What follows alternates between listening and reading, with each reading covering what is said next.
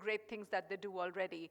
And it was such a lesson, Kanika. It really shifted something in me from, because I'm a little shy, how much as it seems to be that I'm not. I'm deep down very shy, very private. And it's only because I'm surrounded by a space of safety and soul sisters, so I open up a lot, but otherwise, but after that, I really sort of went all out and said, that's all you need to do. Just take care of people. You don't have to be anything else but yourself. Give out your care and concern and support those people to do and unleash what their talents are. And there is a little story in the Mahabharata, which I'm going to share with all of you, which really comes back to what we do at the Women Economic Forum. And the question that is posed by Bhishma Pitama, who's the sort of grand patriarch of the family, to these two sides of the cousins, the Kauravas and the Pandavas. People from India know what I'm referring to, but basically two sides of the family. And he says, how do you keep the brotherhood alive? So he gives them an exercise, a game to follow. He says, okay, you're sitting on both sides of the dinner table as you sit on both sides of the dinner table. Now your challenge is you have to eat your food without turning your arm.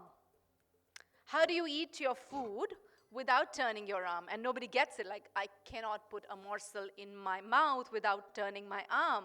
And then one intelligent one comes up with it. He feeds the one in front of him, and the one in front feeds him back. And they're all fed themselves, feeding each other. Right? I think that's exactly what we do at the Women Economic Forum, the very unique vibe of sisterhood, the she for she, the sister love that we have, that we are focusing on, filling up the gender gap between women and women, which is a very vital piece to our empowerment. Before we talk about the she and he, I think we need to come together as sisters in solidarity, stand up for each other, we understand each other, and as we feed each other, we will end up feeding ourselves. As we find each other, we'll end up finding ourselves. So that's really the essence of what we do. So thank you all these sisters who are feeding me, and I'm following you. So love you all. Thank you, Kanika, for your beautiful sharing and for really encapsulating our theme this morning. You really, it was on the spot. Thank you.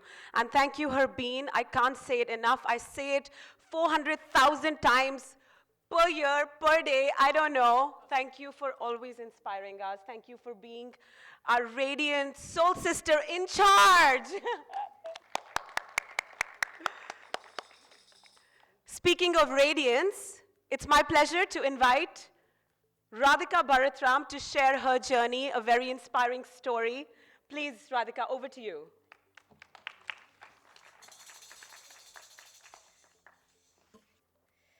Well, I can't speak without a paper, so bear with me.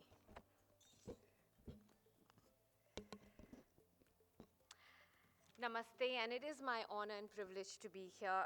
Thank you, Harbeen ji, for inviting me. It means a lot. I'll start by quoting Michelle Obama, former First Lady of the United States. She said that there is no limit to what we as women can accomplish. And I think all of you who are present here resonate with that philosophy and celebrate that philosophy. For me personally, leadership and competence has no gender. It is determination, wit, and sheer strength of character that can push each one of us to excel in our chosen path. And today we are all here to celebrate that. Women are leaders everywhere, whether you're a CEO who runs the Fortune 500 companies of the world, or a homemaker who raises her children and leads a household. Strong women have built India, and our glorious history is full of pioneers who have broken gender barriers and made progress in the field of politics, arts, science, law, etc. Women who inspire me are Durga Bhai Deshmukh and Kamla Devi Chattopadhyay. My personal journey into philanthropy endeavors started very early. I grew up in a middle-class home, progressive household, where my parents always encouraged both my sister and me to go out there and chase our dreams, be independent. We were given the freedom to have and voice our opinions freely. Giving back was always a norm in our home. We went to Cheshire Home, Mother Teresa Home to feed the underprivileged and spend time with them. Marriage brought me into a home where the DNA of the family was to contribute to the society in a positive way. The environment inspires me.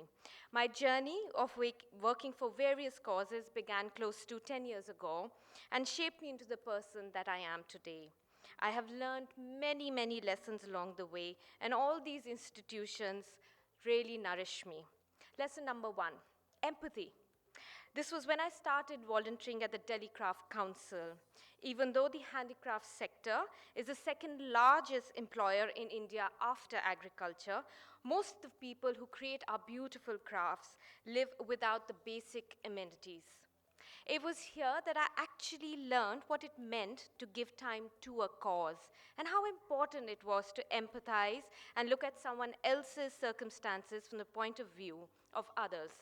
Without empathy, you cannot empower people to take charge of their own lives. Lesson number two, possibilities. Along the way, I got the chance to work with Blind Relief Association. I work with the visually impaired who are always looked with the eye of sympathy. However, our work around the visually impaired is to empower them, to take charge of their own lives, and to live a life of dignity. We practice this every single day.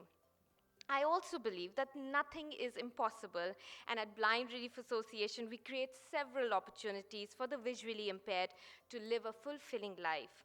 Possibilities is our mantra. Lesson number three, lifelong learners. I have the wonderful privilege to serve the Shri Ram School, a school with a soul where we celebrate the gift of outstanding education to learn in a positive and value-driven school. The world around us is changing at a rapid pace. Sometimes it feels that we spend our entire lives trying to return to our own childhood. I feel blessed to learn from my students every day, to trust my inner knowing, to see everybody as being a special, and most importantly, to be happy and fearless. Lesson number four, sharing. I also believe that education should never be an elite right. And therefore, we have a SRF Foundation from where we share progressive education for the underprivileged. Today, we are touching 80,000 students studying in 269 schools across 9 states. Lesson number five, compassion. I'm fortunate to be associated with CII Foundation Women Exemplar Program, where I get to meet and work with inspirational women from remote part of our country. They are the women who are redefining India, making every step to change their own circumstances as well as touch the lives of others. They inspire me because they are the real change agents who are transforming our country from grassroots. Lesson number six, support. I'm also a strong believer and advocate of women's health and a firm believer that a woman is the strongest pillar that holds a home together. As women, we have a responsibility and we should never ignore our own health. Every gesture and every step in our journey with Capit has been extremely valuable and fulfilling as we continue to build on our resolve to mitigate the risk of cervical cancer, which is the largest killer of women in our country, and support women to take charge of their well-being. All these institutions have given me far more than what I've given to them. They have humbled me and inspired me. They make me shine even though all the hard work is done by the people who work for it. They have provided me the opportunity to write my own history, my own story. It's exciting when you are the author, the director, and the actor of your story. It's challenging but extremely rewarding when you see it through a spectator, through the lens of people that you affect and the communities of people that you support. I believe that the world will be a better place when women have the courage to write their own story. A story also has supporting actors who push you to do your best and inspire you. I have been able to do all this because I have a very supportive family and very strong men who support me. To be able to lead my voice to causes that affect lives of people in a positive way will always continue to guide me and motivate me. I believe that when you come from a position of privilege, there's a joy in making a difference to someone else's life. This is what drives me when the purpose is greater than the individual. I just want to add that we should never be scared to take up challenges and ask for help. To never stop yourself from being who you are. So go out there and write your own history, your own story. Thank you and namaste.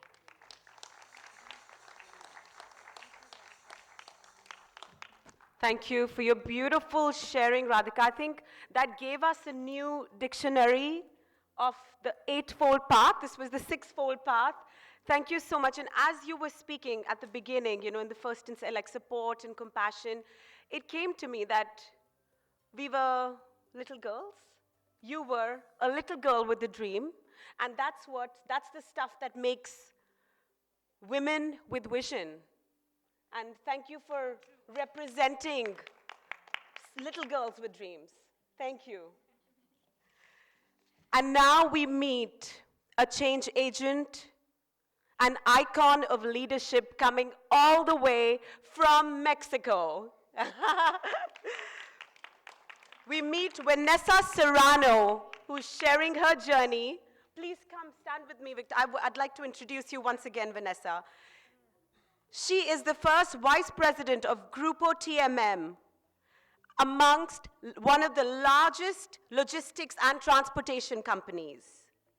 She's the founder of the famous wellness digital platform, Zertu? Zertu. Zertu. BU. It means BU. It means BU. Oh, beautiful. Beautiful. Which is dedicated to transforming people's lives. And you're also the founder of the food company, Dasami. Dasami.